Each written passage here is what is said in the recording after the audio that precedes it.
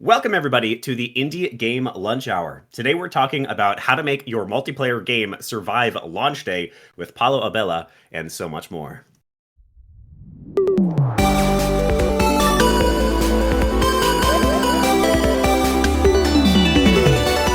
The Indie Game Lunch Hour. In our live magical podcast, we give game developers the chance to hear stories of breaking in from industry experts, as well as directly ask them questions about their areas of expertise in the second half of each episode. This is a mostly unedited recording of a weekly event we host here on our Discord Wednesdays at 12 p.m. Eastern Time, so feel free to swing by and join us for the next one. Ask your own questions live of our various wonderful guests of honor. I'm your host, as always, Willem Delventhal, the headmaster of the Indie Game Academy and the self-proclaimed Wizard of Joy. I know Gandalf. And joining me today is Paolo Abella, back for his second run, which means we must not have scared him away. Paolo is an independent software consultant, specifically helping people out with multiplayer games, and he's also the lead engineer at Ariokan, and he works at Unity. He's got so many different titles. Paolo, welcome back. What are you having for lunch here today? Thank you so much, Will, for bringing me back, resurrecting me. Today, I didn't have octopus pasta like last time. I had pasta with beans this time, so we more basic, I would say. Still pasta because I'm Italian, so the jokes are real. We eat pasta all day, and yeah, so really, really happy to be here with you today. Awesome. It's so wonderful to have you back. I had a lot of fun chatting last time. And Paulo was like, oh man, I have so much more I want to talk about. Can we do another episode? And we were like, yes, absolutely. Wonderful to have you back. Okay, I have a very real, important, serious question that everybody I'm sure is wondering. How do you eat pasta all day and still like stay fit? That's a very nice question. It's not all day. It's like only at lunch at least. Because if you eat it at night, yeah, you store way more carbohydrates. But yeah, I also try to use my brain a lot, so I burn a lot of calories by that. Having 3 jobs helps with that. So indeed, high levels of cortisol and stress really just make sure you burn off that pasta each day. I see. Well, right. Paolo, it is the second time we've had you here, but we can't guarantee that people have heard your story yet because they may not have listened to the last episode. So why don't we get like the abridged version, the Cliff Notes version of your origin story? Tell us who you are. Yeah, so as I said, I'm Paolo. I've been in games for like 11 years now. And I started when I was very young. I started from the opposite end of the spectrum. So instead of like joining a company as an employee, I decided to fund my own gaming studio together with my school friends of the time. Then things moved on, evolved. And like after 7 years, like in 7 years, we built a company, which was StarworkGC. We released multiple games, both single player, multiplayer one, VR, non-VR, whatever. At some point, we had to close. We moved forward. I went to work abroad, then joined Unity, started another gaming studio, and now like I've been doing also consulting in multiplayer for a couple of years now. So yeah, lots of stuff, lots of experiences to share, and that's pretty much it. Like the super very condensed version. Nice. Maybe I should ask for that from people from now on. That was kind of nice. I got the whole pie in a much smaller form factor. I got a little taster. Amazing. Well, it's great to have you back. I think that there's something to be said. I really like talking to people who have both institutional knowledge, where they have experience with other companies like you working with Unity, but then they have experience on the indie side too. They have experience founding, running, and building their own games. Because I feel like you have, it's like Avatar from the last Airbender or something, where you have a greater perspective on the whole as a result of having a greater perspective on the individual or disparate parts. So I'm like, I guess, why don't we start with talking about multiplayer for a second to introduce people to what you consult on, what you talk about. Why is hard? What is it about multiplayer games that makes being a consultant in multiplayer even viable? Tell us a little bit more. Yeah. So the thing about multiplayer games is that when you try to make something multiplayer, it's like making a normal game, but you need to take into account that things go wrong very often. Yeah. So when you have a single player game, or in general, when you have something that is played only on your local machine, everything is there. Like all the data is there, the simulation is there. You don't have to transfer data from one computer to another. And you have to do that when you're on the internet. And also the internet is very unstable. Like information gets lost, so it gets delayed, and it needs to be transferred using some particular techniques called protocols, blah, blah, blah. Like a lot of stuff that happens there. And your game needs to be prepared for that. So you can't rely on all information being there at the right time. You need to, architecture your game so that it gets there and it reacts properly to these types of changes. One very common example is in shooters. When you shoot at somebody, if the game isn't made properly, maybe you hit them on your screen, but in reality, they don't lose any health. So that's because there's latency. Like the person isn't really there when you're shooting at them. So all these challenges make like being a multiplayer consultant viable because many teams don't know how to address these challenges, even though they are experienced on making games. If they don't have this particular expertise needed for multiplayer, they usually fail on those types of challenges. And then there's also all the topic of cheating and server authoritative and client authoritative. So being sure that your game doesn't get hacked and that players can make themselves invulnerable. This is something that needs to be addressed at an architectural level. So if you don't architect your game properly, you're going to experience some of these cheating issues or even scaling issues when you release your game. Does that answer your question? Wood? Yeah, absolutely. I think it's a good start. I last time around, I gave this example or talked a little bit about it for anybody who is not clear, because I think it took me at least a couple of years of dev before I really played around with multiplayer and wrapped my head around it. When you're playing a multiplayer game, you essentially have a bunch of bots in the world. All of the other players are essentially bots, or maybe like puppets or NPCs that are able to follow basic commands. And the way that multiplayer, air quotes, happens is that it's still all client side. It's still all, or local. It's still all your computer. It's just that you're receiving packets of data that are puppeting each of those NPCs in your world from another player. So it's a ton of data flying around. And then also your little local NPC that is representing your buddy online can become desynced. And can wind up, doing something that the player didn't intend, or vice versa. And a lot of multiplayer programming or a lot of multiplayer consideration is, how do I get these two things to be as close as possible to in sync, even though a lot of the time we actually they aren't actually in sync. The example I used last time was like playing Halo Combat Evolved way back in the day, when you had connectivity issues and all the characters would just walk straight forward because it's your local machine deciding, well, the most likely thing that these players are going to do when I don't have the data is just walk forward. It's a whole huge area. I personally just avoid working on multiplayer games because it's stressful. Trust me, I always say that, but then I always come back to multiplayer. I tried so many times to stay away, but in the end, it's where it's where most of the magic happens. I'm a big fan of single player games, but like the good thing about multiplayer is that it brings community. You can play with your friends, and that's not really something that you can do with single player games unless they like to watch. So yeah, 100%. It's a blessing and a curse. Yeah, I can remember, you have your various versions of multiplayer, like you're doing multiplayer on the same machine. I remember Left 4 Dead with my high school buddies trading off who was going to play the game and how much fun that was in its own way. But of course, we're more advanced these days. So I think last time we talked a lot about like some of the just difficulties of straight up implementing multiplayer. So if you're interested in hearing more about that, then I would go listen to Paolo's last episode. This time around... Deadly mistakes. This time around, though, you specifically talked about how to make sure your multiplayer game doesn't flop on launch day. So before we get to the secrets, I want to know why that's even a consideration you have to care about. Why is it that a multiplayer game, or what are some of the differences, perhaps, of launching a multiplayer game that could cause a flop as compared to running a single-player game? The people. So when you launch a multiplayer game, you need people, actually. Otherwise it's not a multiplayer game.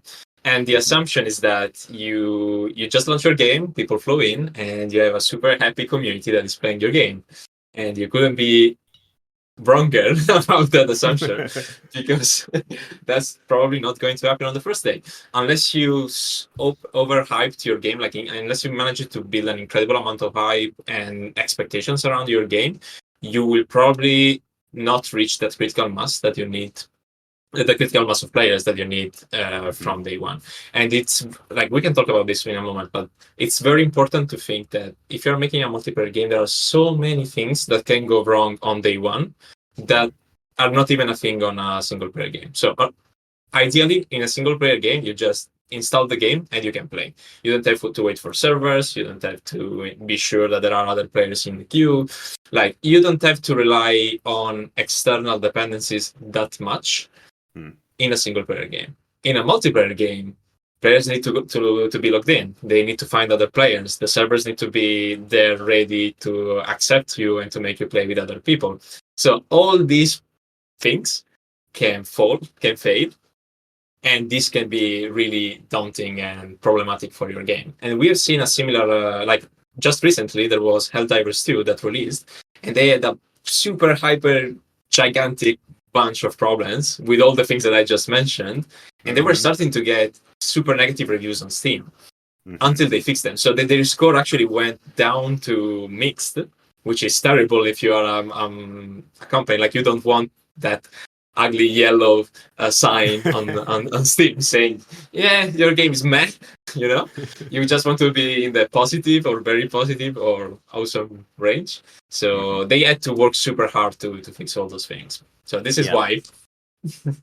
This is why multiplayer matters. Yeah, it's interesting. There's like a whole host of other considerations that come into building a multiplayer game. For instance, if you make a single player game and you release it and it goes hyper viral, great, money coming in, life's good.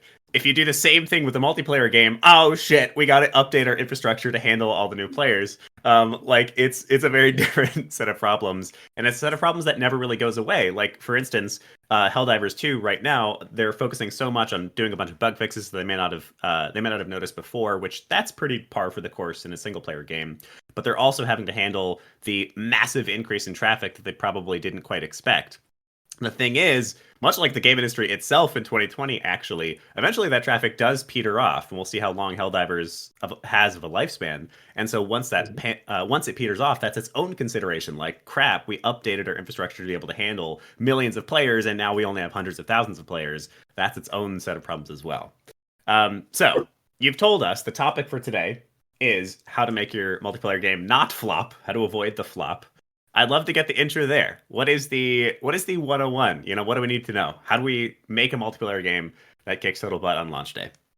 Yeah. So the 1-to-1, the basics are try to reduce risk as much as possible. And by try to reduce risk as much as possible, I mean try to get rid of as many external dependencies as possible.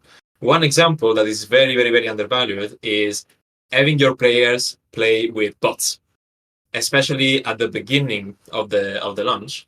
If you it's can, funny, I was going to ask about that. Oh, okay, nice. Yeah, it's good. It's good that you were asking. You were on the right plan then. Yeah, especially at the beginning, like you can't expect the players to be enough. So there might be problems in matchmaking with other players, right? So you need to compensate for that. But at the same time, if you have too many players that are trying to play with each other and your servers can't handle that, then nobody's going to be able to play. You're going to be in a Helldivers 2 situation, which is an happy problem, but it's still a problem, and it can have a big impact. So what's the solution there?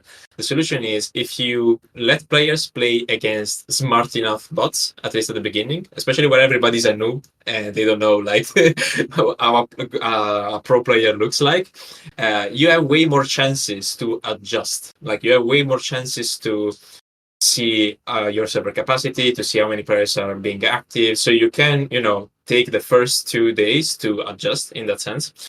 And this helps you, avoid a disastrous launch at first. Because the problem with multiplayer game is that, and in general with games, is that players don't have patience nowadays. Like there are so many games. There are 64 new games on Steam every single day. Okay. And if you fail capturing the attention of your players in the first 10 minutes, half an hour, 1 hour, and they get pissed off, they will start going to somewhere else. And they will not come back unless your game is so good that it pops up in their feed all the time and they say, yeah, okay, I should really come back. It's going to be very hard. So the first thing is that if you can, try to match your players against bot, or try to make them play like even in a fake single player mode. It's very easy if this is a 1v1 game, like a card game, for example, where you're playing against another player, like in Ariokan. You can have like a bot that plays against the players. But if you are like, of course, in a MOBA game where you have, 5 friends and 5 enemies, it might be a bit more difficult to do that. But if you can do that, it's great. So this is the first thing. Yeah, that's what I would love to. Yeah, I would love to talk about this for a moment before we keep going, because it's kind of controversial. Somebody in Victor in the comments says controversial. A lot of people hate playing with bots. I was curious about this question, and it's funny that we jumped straight into it because it is kind of controversial. Some players will notice that somebody is a bot. There's different games where had to turn away to sneeze for a second. It's funny that different kinds of games can kind of hide it better or worse, and some games just don't care about hiding it and they'll let you know that it's a bot, and that's its own kind of consideration. But still, when players feel like they can identify that the opponents they're facing are bots, they generally, I would say, are unhappy about it. So it sounds like you are pretty strongly for bots. Can you tell us a little bit more about, how you might implement it in a way that players like best? So first things first, you're right.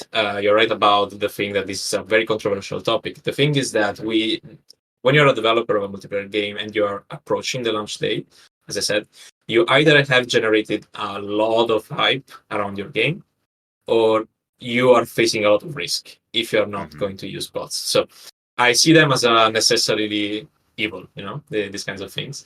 And the idea, of course, is that you're making a multiplayer game. You want players to play against other players.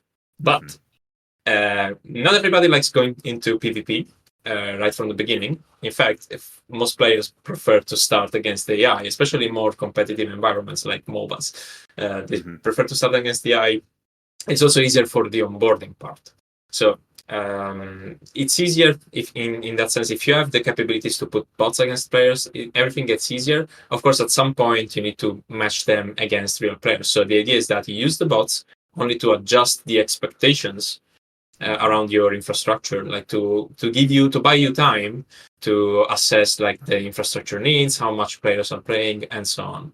But in the end, you should of course get rid of the bots, at least for PvP modes, because they are PvP. Yeah. So does that mean are you an advocate for letting players know they are bots, or are you hiding them? No, I'm all for hiding them, especially at the beginning. Also because if the game is new, you won't notice the difference between a real player or not. Of course, this varies depending on the game genre. But nowadays, even with machine learning, you can train your AIs in a way that they are actually good enough players. So you can go old school, and I usually go old school because for the type of games that I'm working on, it's easier to go there. You can go old school and do your scripted AI, but nowadays you can also like train the AI using real data from your game, from game sessions, and it will look like noob players, but still players. More human-like. Awesome. Really interesting. Yeah, Drake dude from the comments says Steve not a bot. Love that. Hilarious. I think the idea of them being sort of a necessary evil is a good one, and a necessary evil that you are trying to replace as quickly as you can. So ideally, you've only got a couple of weeks, and this is also trying to replace not in a single user's lifetime, but in the meta game progression's lifetime. So meaning in the meta in your live ops kind of lifetime. So within a couple of weeks of launching your game, hopefully, you never need bots again. That's the ideal, or at least you only need bots on a very limited basis when like some player can't find somebody to match with or something like that. So that's interesting. It's definitely interesting to say yes, you should hide it from the player, because that is one of the things players can be upset about when they think they're facing a real human and not. I think this is a topic we could spend even longer talking about, but I think it's a great first point. In the last time we talked, we also talked about building infrastructure into your game that could allow for multiplayer, but not necessarily aiming for multiplayer right away. And only going over to multiplayer if you wind up with a user base that's big enough to justify it. So these are maybe two considerations now, building in bot support and then building in the capability of multiplayer without necessarily committing to it until you actually have those users. So what is this? Now you have a third thing at least that you're talking about for how to make sure you don't flop on launch day. What are some of the other tips? Yeah. So the first one is also not the first one. The second one actually is to be sure that you have a proper onboarding flow. So what do I mean by onboarding flow? You need like tutorials, or in general, you need some place of the game, some part of the experience, especially at the beginning, where you teach your players how to play your game. So this could have like different forms depending on the game genre. It could be like, ideally, it would be something that is bundled into the experience. So you let them play like in a test level against, again, some AI opponent, hopefully. And you teach them the basics. Now you teach them how to move, what the controls are, how to shoot, or how to play a card or whatever, right? And this is very, very important because from my experience in Ariokan, like we had some issues with the basic controls of the game. Like some players weren't understanding how to attack because of the attack system of the game. And they were all saying, oh, the attack system sucks. You really need to change that, blah, blah, blah, blah. Okay, cool. Since we implemented a tutorial about that, like since we had a proper onboarding for the game, this problem completely disappeared. Like nobody ever complained about that feature ever again. Because the problem was that it was simply unclear at the beginning unless somebody explained that to you. So be mindful about like what players say about your game, and be sure that you have an onboarding flow that actually explains the core concepts of the game. Because otherwise we will start getting some feedback that is not really what people are asking for. And that's pretty common with players. They ask for a faster horse, they never think of a car. And at the same time, you will get increased retention. So the idea is that if your players can't understand how your game works, they will churn, so they will go away. As I said, people don't have patience nowadays. They either understand your game, they either fall in love with it, or they have 63 more alternatives that came out that other day. So you need to really fight for keeping them. And having a proper onboarding flow is crucial for that. Does this answer your question? Yeah, that's another good tip. I think this is one that is universal, not necessarily true to just multiplayer games. Bots are obviously, well, I mean, it depends on your game, I suppose. Maybe that's a single player consideration as well.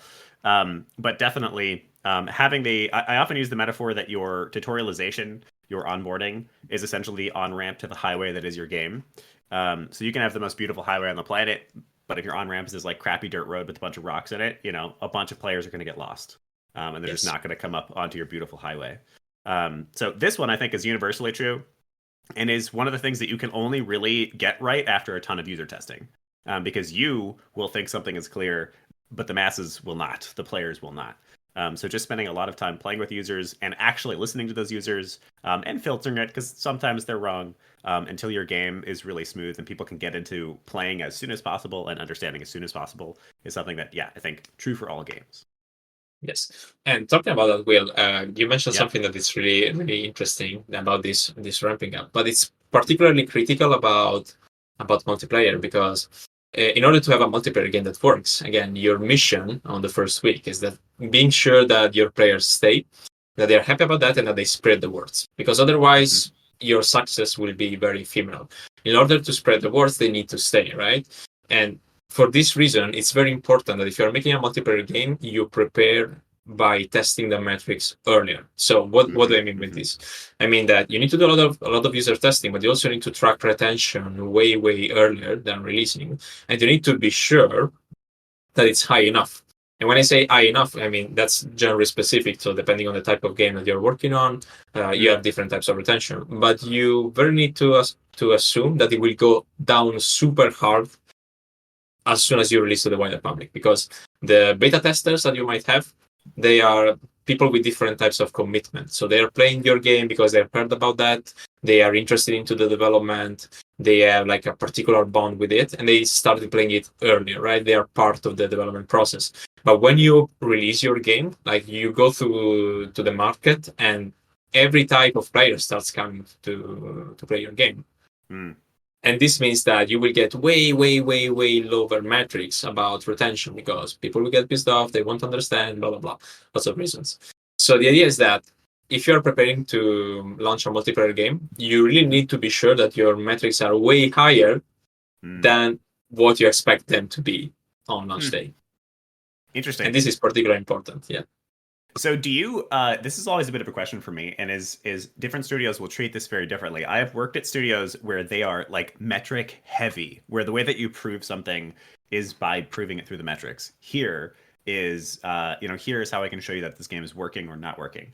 I've also worked at studios though, especially those who are in the sort of, stealth mode, where they don't want to show off what they're working on, or where they're very careful about what they show off, where they don't want users playing as much, or they're more hesitant to have users play, basically because they don't want anything to get leaked. So how do you get sufficient metrics to prove to yourself that everything is all good pre-launch day? Okay. It's easier, of course, if you are building in public. So if you're not in stealth mode, and if you open, the doors to some early adopters. I'm all for that approach. Like we're using that in Ariokan as well, where we have analytics that automatically track like player retention and so on. If you're a stealth startup, the only thing you can do is like qualitative user testing. So you can just, you can have some specific sessions and ask your players about how things went. You can still track, some metrics about the game, but it's harder to track retention. For example, if players can only play in a specific day of the week, like I don't see it possible to gather proper analytics if you're in stealth mode and you're not ready to launch.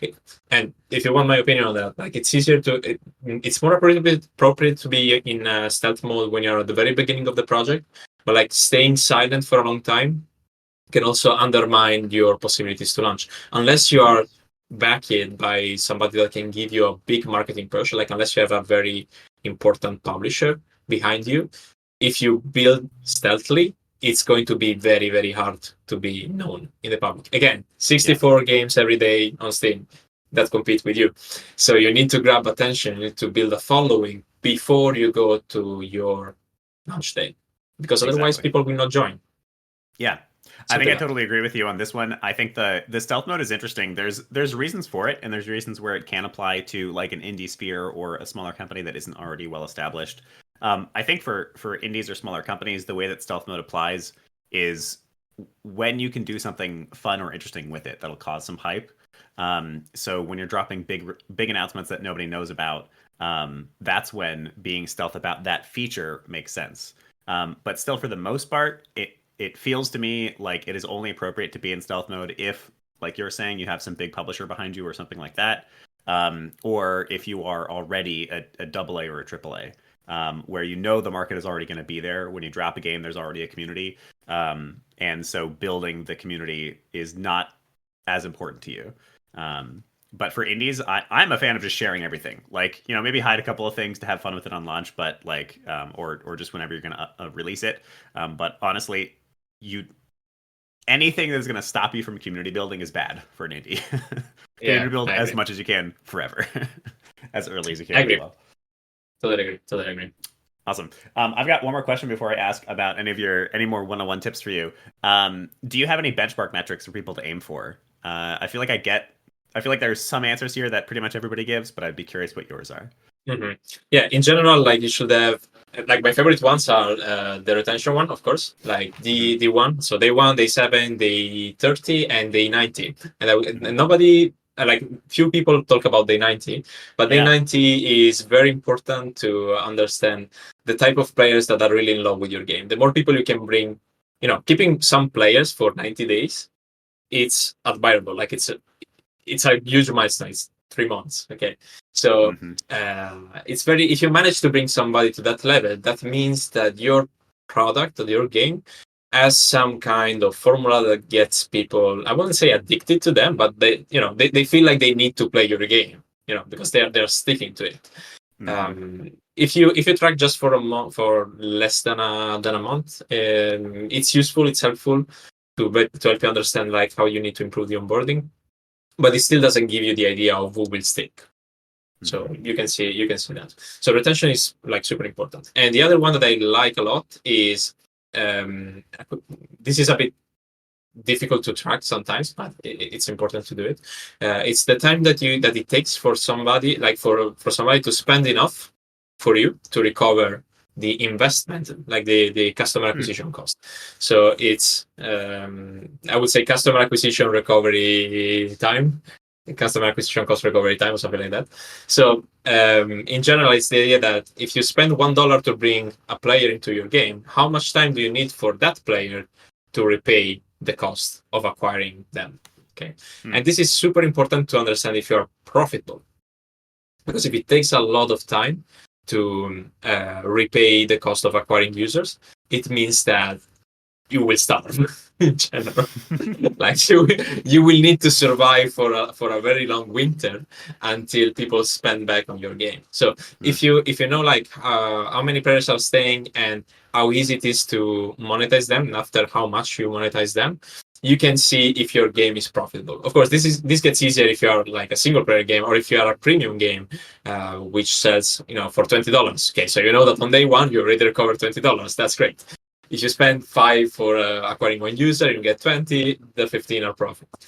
And if you're a free-to-play game, so this gets way, way, way hard. And in general, I wouldn't advise against running a free-to-play company nowadays because the customer acquisition costs are super, super, super high, especially mobile if you're going mobile. But yeah. Amazing. Do you have any, especially for the retention? Because I feel like I get, I would love to know if you have sort of staple benchmark retention metrics. Like, what is the D1 that you recommend people shoot for? What is the D7, D30, D90? The thing is that it's genre specific, so I can't give you numbers on that. It varies depending if you are a MOBA game, if you are a card game, and so on.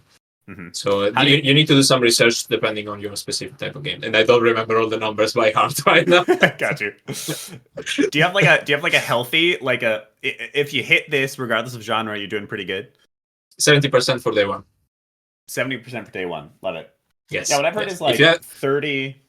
Like 30 for day 7 and like 7, I think, is for day 30 is what I usually hear. Yeah, so like, yeah. You're doing good.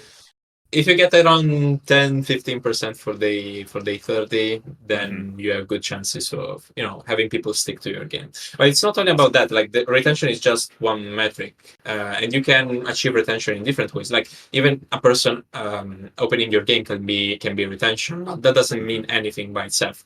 You also want to track engagement. So you also want to see what is this person doing within my game. If you have some particular actions, you should be tracking them as well. For example, in Ariokan, Ariokan is a card game. People can create their own cards. And like they can create the new official cards. That's the whole point of the game. So the idea is that we also track, for example, how many players end up creating a card and after how much they start creating a card. Because that's the catalyzer, like that's the important action that we want players to do so that they become engaged. So one thing that I would recommend to track is identify the core actions of your game, which could be complete a mission, craft an item, buy something, whatever, depends on the game. And try to understand how much time it takes for a player to get to that point and how many players do that. So Amazing. You can optimize the experience around that.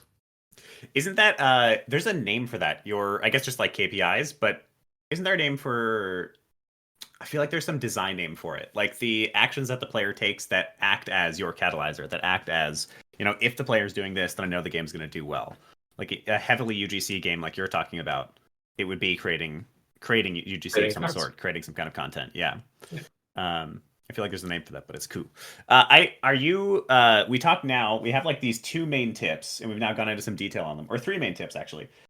We talked about number 1, making sure you've got bots. If you're going multiplayer, have some bots ready.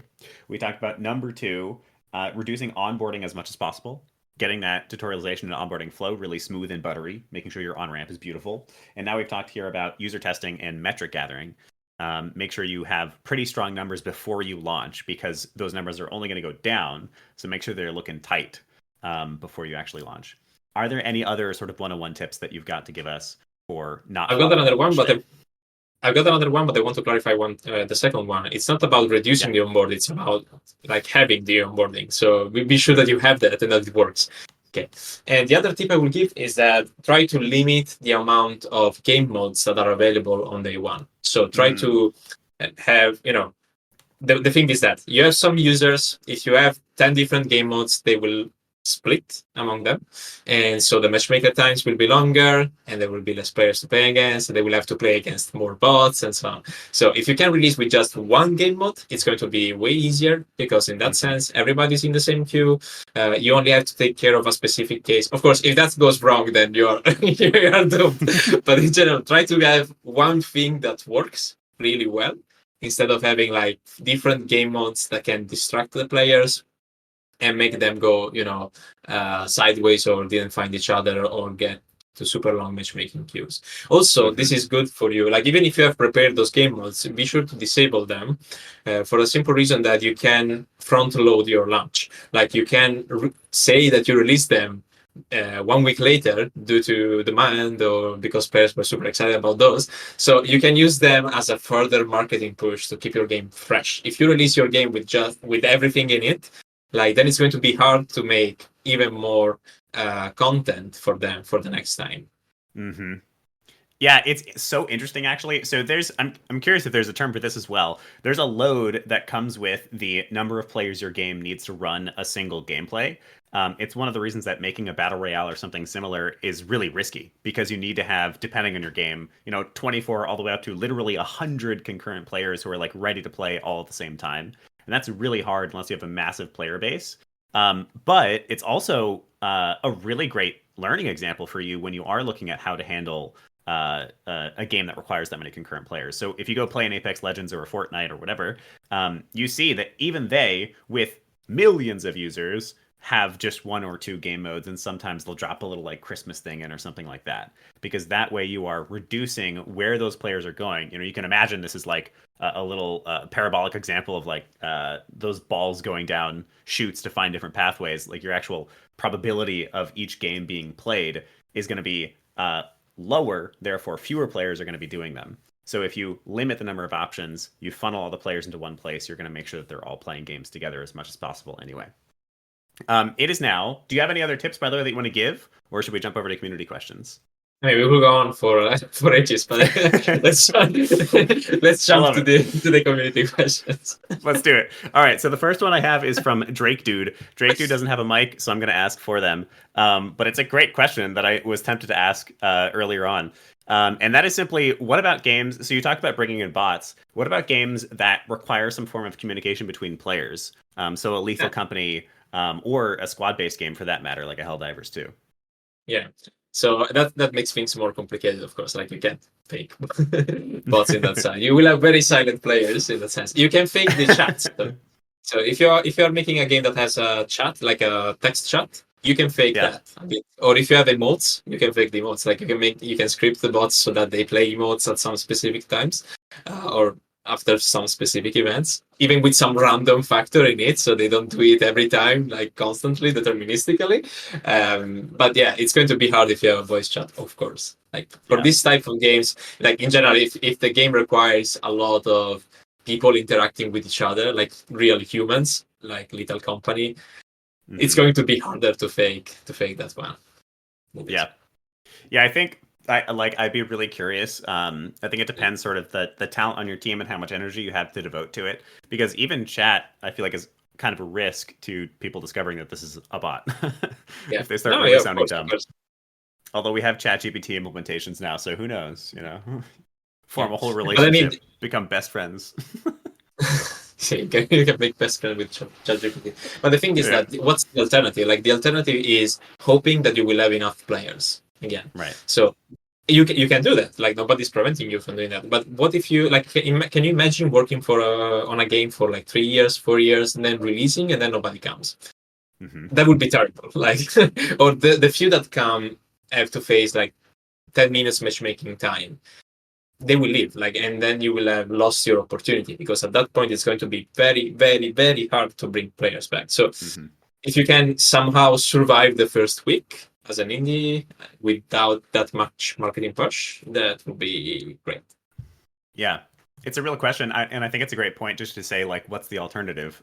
Players don't like bots, but they like not being able to play the game a lot less. Yeah, exactly. So if it's like I can play with bots or I can't play, still better to play with bots.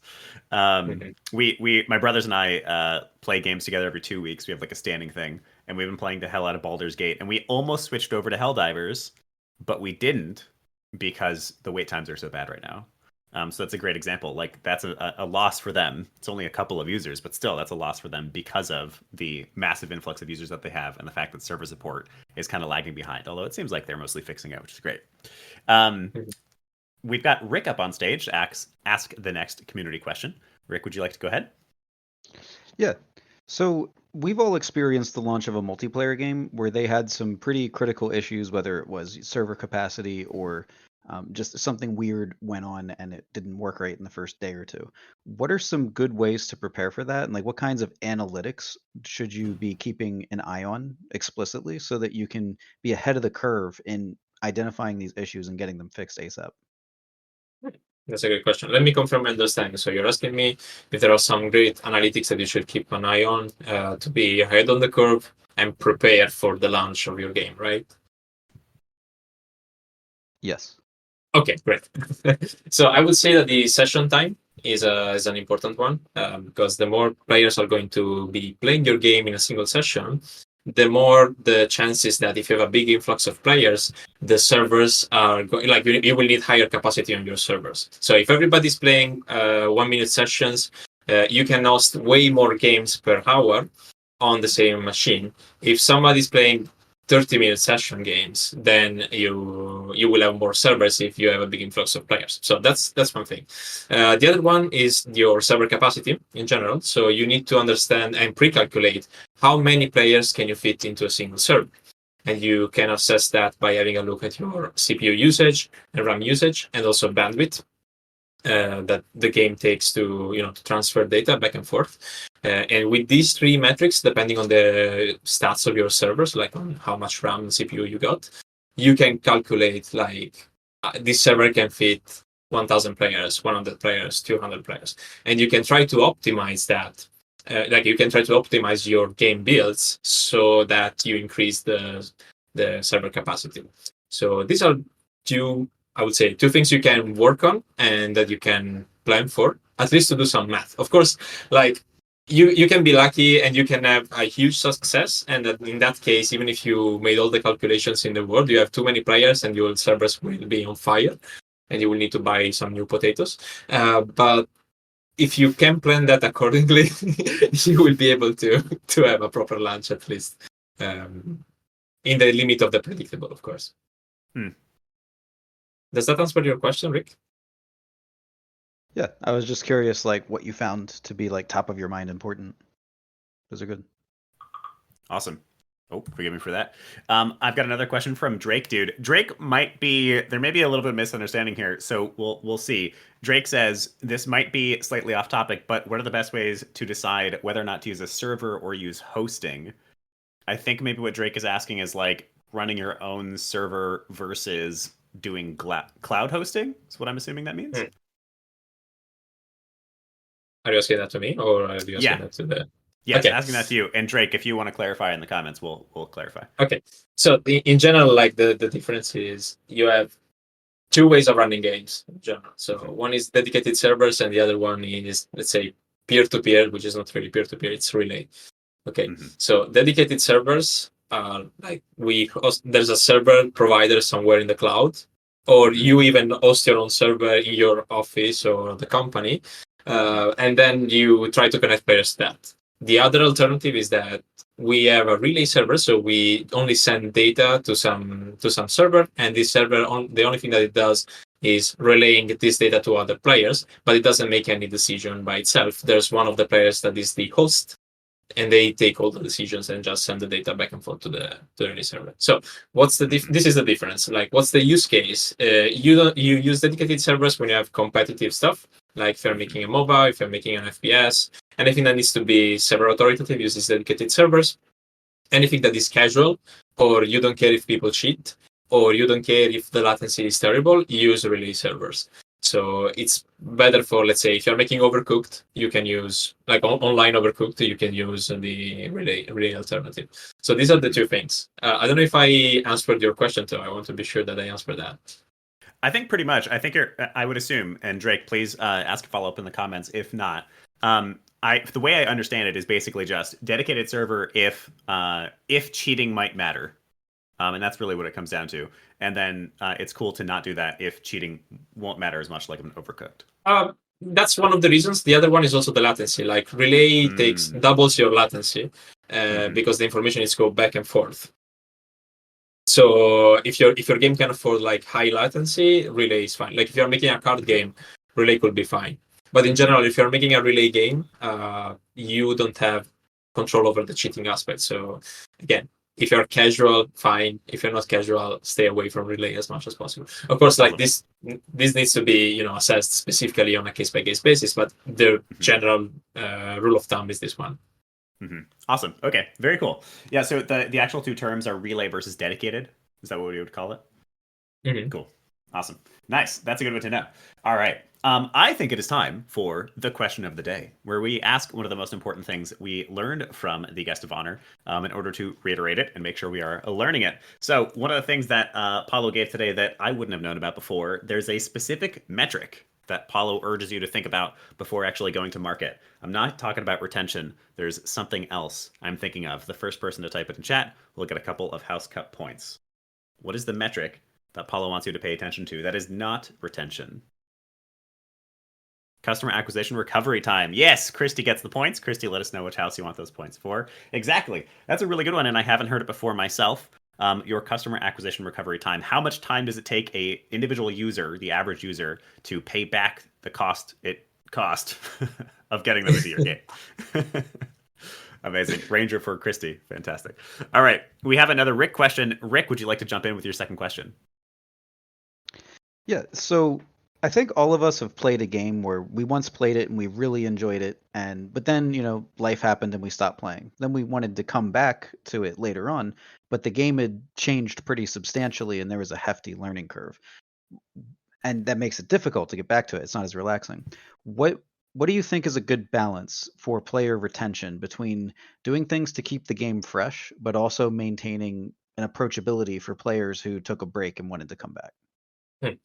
Okay, so there's one thing that I particularly like about adding adding new content, and that also allows players to come back and doesn't feel like they need to learn a lot, which is having a place in the game where you can learn new mechanics, where you can experiment with the mechanics that were added. So, for example, Legends of Runeterra does that, and we blatantly copied that in Ariokan. Whenever they added a new keyword or a new game mechanic, they also created a challenge, which is basically a mini game where you can experiment with that mechanic. So they explain to you the mechanic, they let you know, hey, you can use this to do that, and they make you play a turn or a round with that mechanic, so you'll learn about that. So this means that you have the time to learn and study that mechanic by your own without going straight to a game and seeing players, playing new stuff to you, and you are like, what does this do? And you need to check every card. So I would say that the balance is don't stop creating content, because you need to keep creating content to make your game feel fresh if it's a live service multiplayer game, but provide a way for players to learn about that mechanic that you just started in a safe space. So without being crushed in PvP or without going to the adventure and facing the unknown. I'm sorry. Does that answer your question, Rick? Yeah, it definitely does, as far as getting players onboarded into what the game has become. But what about the players who kind of want to play what the game was? There's a reason that people like to go back to their comfort games from their childhood, why people play the classic servers for World of Warcraft or the time lock progression on EverQuest, because they didn't like the new changes and they just want to play the game that they enjoyed. Yeah, that's a good point. The answer to this is that unless the creators allow you to play, the old version of the game, you usually need to suck it up and play the newest one. So if your game allows you to play, let's say, with different rules, like if you can customize the rules of the game and maybe create some custom games, it could be a way to achieve what you're asking for. But in general, this is more work for the developers, and especially at the beginning, unless your game is very popular, I wouldn't focus on doing that. I would focus to do this if your game is successful, it has a history of 2 or 3 years, and then you get to the point where you know that some players got really attached to it in the beginning, and now you see them churning because you added too many features and the game has changed it. So at that point, you add this kind of customizable games feature that allows them to play, the old version of the game. But still, even at that point, you probably want to take this, separate from the main competitive scene. You don't want players in the competitive scene to play with the old rules because they are old for a reason. You changed them for some reason, right? Mm-hmm. I think there's also something to be. Sorry. Yeah, it does. Totally cool. It's a tough thing. Go ahead, Will. Sorry. Yeah, it's a tough one. No, not at all. I think there's also something to be said for just there's when you have a live ops game, part of your job is kind of being a game master and like deciding what the meta of players are doing. So right now, the game mode that we're enabling is X, and we're going to add Y as an optional game mode you can go do on the side. And next week, we're going to change Y over to a different optional game mode. So part of your job when you're running a live ops game is like keeping the crowd engaged. And I think keeping churn down is a part of that. Players coming back who are then scared away by all the new features or whatever and never come back. That's a loss, yes, but in general, it's going to be less of a loss than keeping content rolling and keeping people engaged in the game. But I also think perhaps part of the answer here is just remembering that sometimes people like to go back and play those older versions. There's a reason that, yes, World of Warcraft Legacy works so well. So maybe, Counter-Strike Go, I still play, or Counter-Strike 2, excuse me, I still play regularly. And one of the things that I play always is just a solid casual game of the bomb defusal in like the exact same 3 levels. Like that's what I go play every single time. I don't do any of the other modes because that mode always exists and there's always enough players playing it. So perhaps it's just about sort of creating a world where you can always have, or creating a meta where you can always have some of that classic feel. And you can always go in back and play some versions or some modes that are a little bit more simple, but that you have some new stuff orbiting on the side as well, like some optional gameplay modes or something like that keep things fresh. Okay. The only problem with that is that you split the traffic, so don't do that on the first day of launch. Yes, yeah. I think it's very wise to be like, well, we'll worry about that when we get there. Yeah, that's the mindset. Like in general, you have limited resources, so you need to think about this. Yeah, amazing. All right.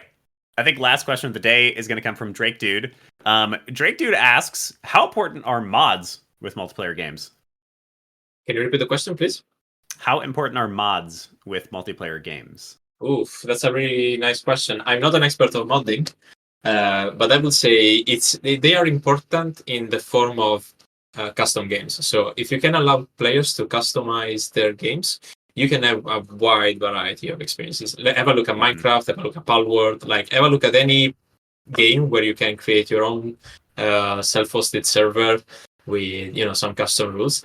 It can be very good for people to create their own space, because maybe your game is like, we as game developers, we assume that we made all the right choices about our game, that we know our game very well. I mean, we do know our game very well, but we might not know the best version of our game. So if you let people experiment, you might find out that there are better alternatives of running your game sessions, and that some rules might be changed, that the game is way more fun if you change the rules. Mm-hmm. So as long as you have, as long as it doesn't cost you too much in terms of, road mapping and in terms of dedicating time to this, if you can allow players to customize the rules of the game, you can have a way, way, way higher chance that somebody will love your game or a specific version of your game. And maybe you will find out that that's what everybody wants to play. Yeah. I have not worked in much multiplayer, but I've worked a ton in UGC. And you have, I think, a fundamental answer to all questions about multiplayer, which is make sure it makes sense. Make sure that this game is a game that should be multiplayer. And if it is, then make sure you have that baked in from the very beginning. I would say the exact same thing about mods. Not all games should be moddable, straight up. And oftentimes the games that you make moddable as sort of a later part of the life cycle, where you're like, okay, we have a lot of players now. People are really enjoying themselves. Why don't we enable mods? But same thing, you kind of have to bake in the possibility of mods early on for them to ever really make sense. Otherwise, you're rebuilding your entire game. And I would say that it's for mods, you have to, the model itself, the game itself, the design itself needs to make sense for mods to ever be a part of your concept. Because, Apex Legends, not moddable, shouldn't be moddable, But some games, yes. Some games, it's great. And I think for multiplayer modding, it's kind of tricky for exactly the concurrent player base problem again. If you allow players to run their own games with any mod enabled or whatever, you're naturally splitting your player base into little tiny fragments. Yeah, it also depends on the type of modding that you're implementing. But again, if you're modding game mechanics, yes, of course, you can't have players that are playing with different game mechanics within the same game. But if it's something that is client-side, if you allow players to, change the soundtrack for example, then it could be fine. So it That's true. also depends on the type of modding, which is an additional challenge of multiplayer games compared to single player ones. When everything is local, it's easy. Like you can mod whatever you want. It's very true. Amazing. All right, so we are pretty much at the end of time. This has been a lovely conversation, just like last time. So awesome to have you back. Before we say goodbye, you gave us homework last time. I would love a new homework assignment. What is your homework assignment for those who are listening? Something they can do in the next week or so, take them about an hour maybe, to help them practice some of what we talked about here, to help them make sure they understand the lessons of not flopping on launch. All right. I would say try to make a very, very, very basic AI for your game that can simulate either your allies or your enemies. So, like, if you're making a card game, just make an AI that passes every time you play a card or whatever. And so at least you get the basics for doing that, and you will learn a lot by doing this. I don't know if Love it takes an hour. It'll probably take more than an hour. But Probably would. What you could do though, so remember that all things are practice. So like if you have the capability of actually programming an AI, hell yeah, go do it. You can also go look up other systems that are out there. You can maybe find a machine learning algorithm to plug into your game and see if that's possible. If neither of those things, though, if maybe you just aren't really tech heavy or you kind of want to practice, but like you don't have a game to apply it to, you could also kind of do this on paper. You could think about the sort of algorithm or rules that the AI would follow and simulate it, run it yourself just on paper. That's also valid, and that'll get you thinking about some of the same stuff. All right, so come up with a basic AI.